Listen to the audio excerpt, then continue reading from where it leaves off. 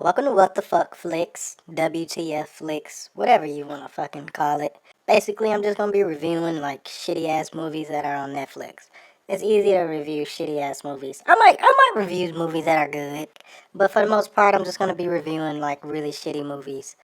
Yeah, so this film, John Henry, is about a ex-gang member who trades his violent life for a quieter suburban life in South Los Angeles. Nigga, that's not even possible, cause South Los Angeles is the ghetto. South Central, nigga? You want suburban life?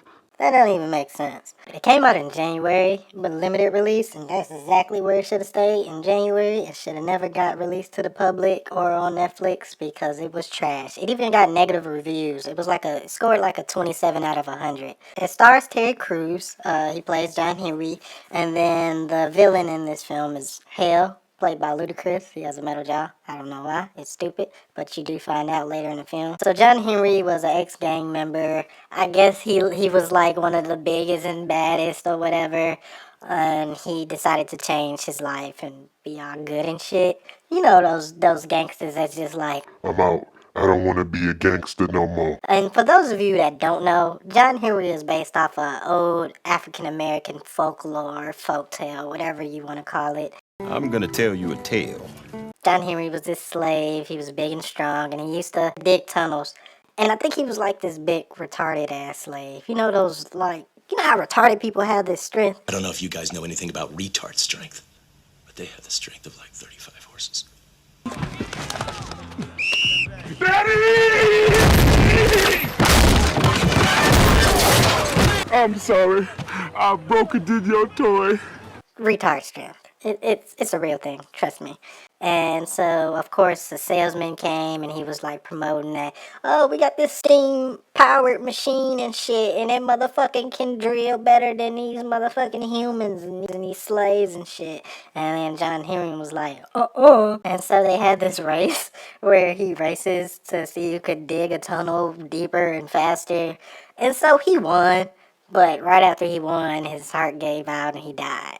So, I guess the salesman won on that one because the machine is still alive. You know, I'm not going to make fun of it because it might be a true story. Like, folktales not really true. History is like partially a lie. That's a different conversation.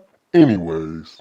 Alright, so this scene annoyed the shit out of me. The fucking gang members in their white jumpsuits just sitting here talking, and Young and May's in it. It's not really Young and May. But yeah, these niggas just sitting here talking about nothing, and the whole dialogue of this scene goes nowhere. I think the director was like friends with most of these people, and he was like, I'm gonna make sure you get your shine in my movie now. Yeah, and I was 100% right. This nigga said most of the cast was friends of his that was just playing themselves, which was obvious as fuck. And you could tell he was just trying to make sure they got their shine so they can have some footage for their reel. You can't just make scenes where the motherfuckers are just talking and, like, the dialogue has to go somewhere. The dialogue must reveal something about the characters. Like, I understand if you were trying to give us more in-depth or trying to, make things three-dimensional for each of the characters. But these were pointless characters because you killed them in the same scene that you introduced them. Why are you trying to make them three-dimensional? That's pointless. That's dumb as shit. What gang wears all white? All these niggas had to wear, like, these white jumpsuits. This nigga, I ain't scared of y'all niggas. Y'all finna dance.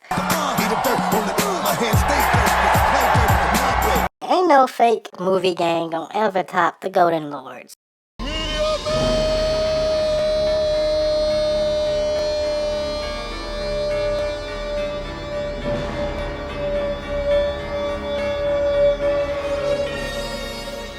This gang, apparently they stopped selling drugs and now they sell bitches. And it's like, that's a dumbass crime for a gang to get into. That's stupid as fuck. Like, it makes no sense. And these niggas just stealing bitches. Don't even know who these bitches related to and shit. Fake ass Pusha T. Look at him. You think he's so hard. It actually backfires on them because one of the bitches that they steal, her two brothers come and shoot this motherfucker up. Look how easy it was for them to follow them back to the hideout where they hide the bitches they steal. These niggas come shoot up this house using pistols. Usually when niggas come shoot up a house, they're using like SMGs or assault rifles and shit. But these niggas using pistols, like, nigga, you could have missed. Who's this nigga shooting at? He doesn't even know who he's shooting at. And that's what I mean, like, with a pistol, you can't just be fucking just shooting. because you really ain't gonna hit nobody. You gotta have fucking like a Uzi or some shit. Look at it. Look, Fat Lizzo comes out of nowhere and shoots this nigga in his neck. Bitch, how the fuck you miss? You had the perfect fucking like position to fuck these niggas up and you fucking miss. You deserve to die, Fat Lizzo. This nigga John Henry's dad, his character, BJ, he's probably the best character out the whole film. He was the only character that was consistent and honest. Yeah, it didn't seem like he was trying too hard. I can't believe this nigga was the dad in Kenan and Kel. Like, I grew up off that show. He runs into this chick that he used to know in high school, and yeah, I guess they used to have a history. They used to fuck or whatever. I guess not fuck. I think this nigga's a virgin. And this bitch start unnecessarily talking about her weight. And I am proud of every pound. We'll put some respect on this thickness. The whole scene was just awkward as fuck. It pretty much doesn't really reveal anything but that he went to high school and he knew a girl. And they do this awkward ass dance shit. Talking about some Remember this? and then he just does this little dance and it's like nobody remembers that. Like what are we supposed to remember it from? Was it prom, nigga? Was it homecoming? Nigga, is he gonna fuck her or not? Like, why is this scene happening? Like, and nope. Don't even exchange numbers. He just walks away and this bitch stands there crying. This one nigga tells a story about he never leaves bodies of the motherfuckers that he killed. You'll never leave the body. No, you'll never leave the body. So you put it? You going in the field after yourself that way. You'll never leave their families to grieve. They always gonna wonder if they ever out there. It's not helpful, nigga. You try to justify like you just did a good deed. Like, no, motherfucker, you killed somebody. Well, the young version of Ludacris' character is played by Lil Uzi Vert.